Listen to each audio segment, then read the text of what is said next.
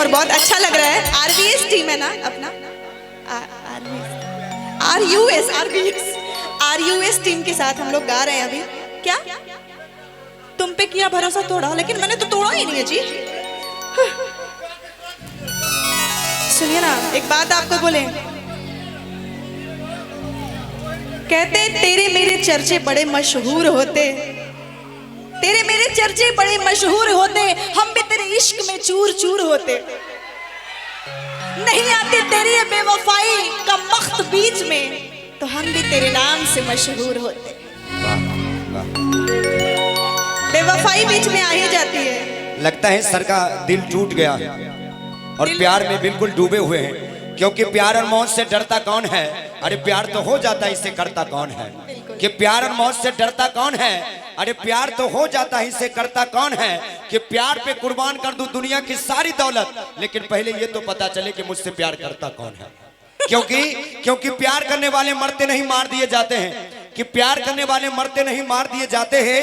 कोई कहता कि जला दो, कोई कहता दफना दो, दुनिया में एक भी ऐसा व्यक्ति नहीं है जो ये कहता हो कि दोनों बिछड़ा हुआ है मिला दो।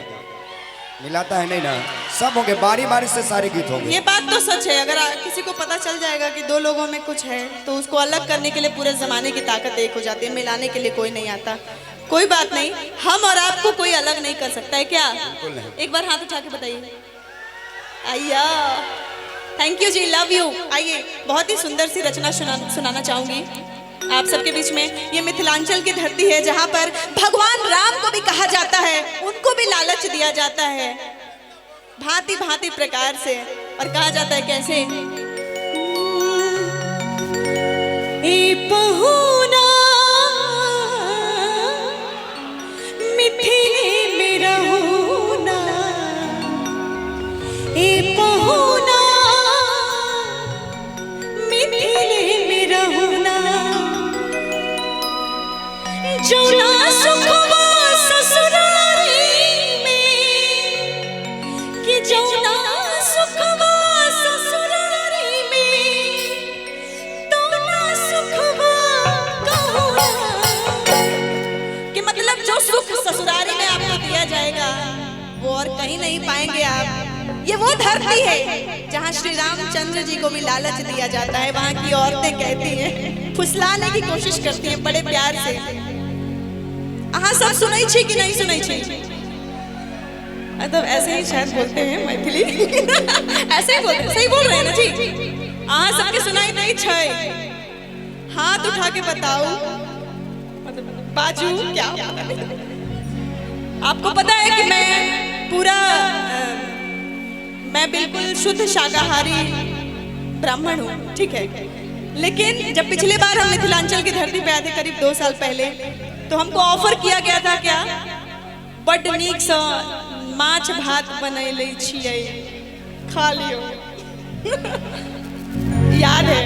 तो माछ भात यहाँ का बहुत फेमस है ना जी आप लोग का। ए पहुना मिथिले में रहूना, ए पहुना मिथिले में रहूना, ए पहुना मिथिले में रहूना, ए पहुना मिथिले में रहूना। जब ना सुखवा ससुरारी में, जब ना सुखवा